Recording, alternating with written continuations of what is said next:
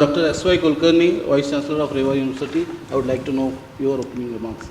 Anyway, thank you very much. I mean, this is a wonderful platform where we can really discuss and also take certain things away. That in what way social media is going to be useful. But when I look at it, it was written that risks and opportunities. Only I request that it should be opportunities and risks. Because in this particular factor, so we have got more opportunities which could be explored. Of course, there are risks which could be really taken into account. I am from Reva University, and we have set the target that by 2018-19, the whole university is going to be digital in nature, the completely online programs.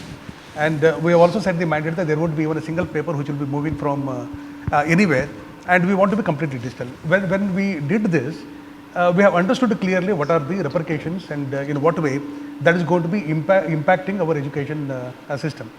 In fact, the incorporation of social media, it has given us the fantastic results. Let me tell you, for example, when we did this, even for our marketing, branding exercise, and also for the admissions, and also to interact with the students, we use the social media in a very big way.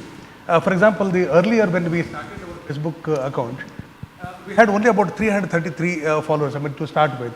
Today when I look at it, I have got about 68,000 people, the followers for us.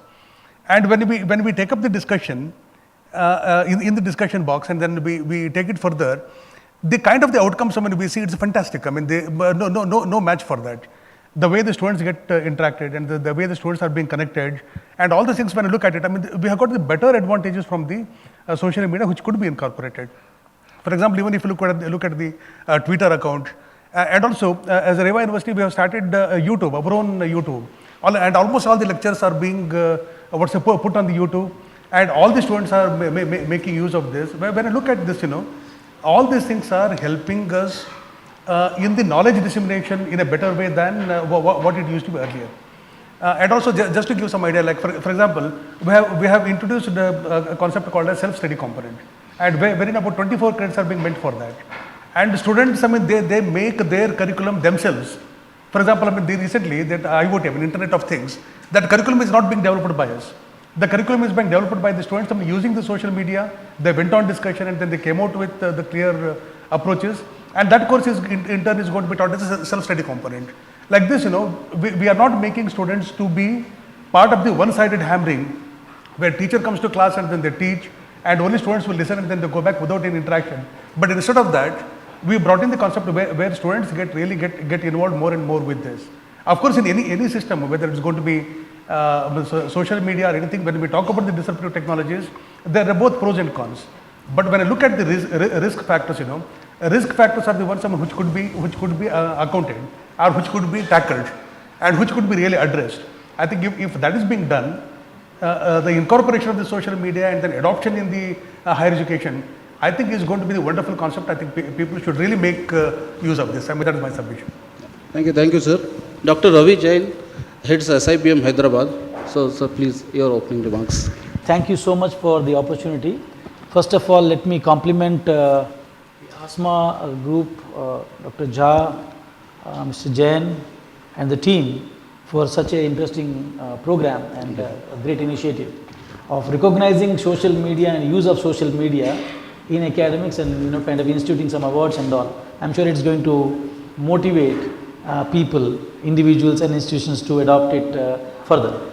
As Professor Dr. Luthra and Furkan Kumar Saab has mentioned about risks of what the new generation or the so-called disruptive technologies are going to bring in, whether they are disruptive or disturbing or distractive, what kind of risks that we should be looking at and all. Every disruption brings in its own package of a lot of opportunities and of course challenges to address or risks to kind of address. So in education sector, in academics, from the Gurukul model, the typical guru-disciple model, one-on-one interaction and all, to a factory model, as sir said, of your affiliated colleges and university systems and kind of imparting courses and programs, more at a factory model, more as a factory model, to now with the availability of the social media and entire gamut of digital, technologies or education technologies, if you want to say that, has enabled something called open learning or learning at mass level or boundaryless learning. You call it MOOCs, you call it whatever. Our own Swayam, now they say, you upload, you design your courses and upload and let people take it free and have the knowledge. Degree granting institutions and all, we have to really find our way as to where, how relevant we remain or we will be 5 years or 10 years or 15 years from now, or in what way we will be operating. A few data points I thought I will share with you in my opening comments. If you look at US, this is the data way back in 2012-13, where it says 100% of higher education institutions in US have adopted social media in one way or other, whether it is use of WhatsApp or Snapchat in the classroom for student coordination or faculty student coordination, or use of LMS or use of Facebook or Twitter for engagement with the students and so on. 100% means almost every university has realized the potential of this media for engaging with the students, engagement between the faculty members, engagement of management with academicians or faculty members.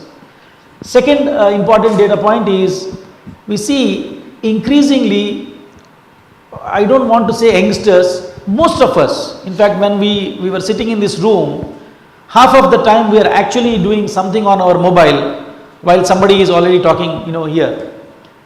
I mean, we are so glued into that. So the research says more than 20 hours to 25 hours a week we spend on social media. It need not necessarily be always for entertainment. We are engaging more and more into your work related stuff or work related engagement on the platform.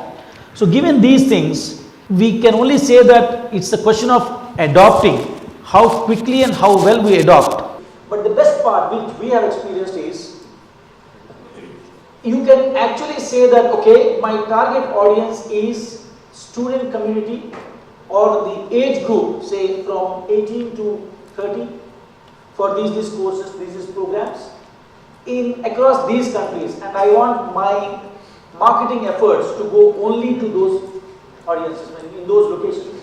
And believe me, sir, the present digital technologies that are at our disposal, especially with Google and most of the digital media consultants, that they are offering a bouquet of such tools to us, which actually take your message to the right audience.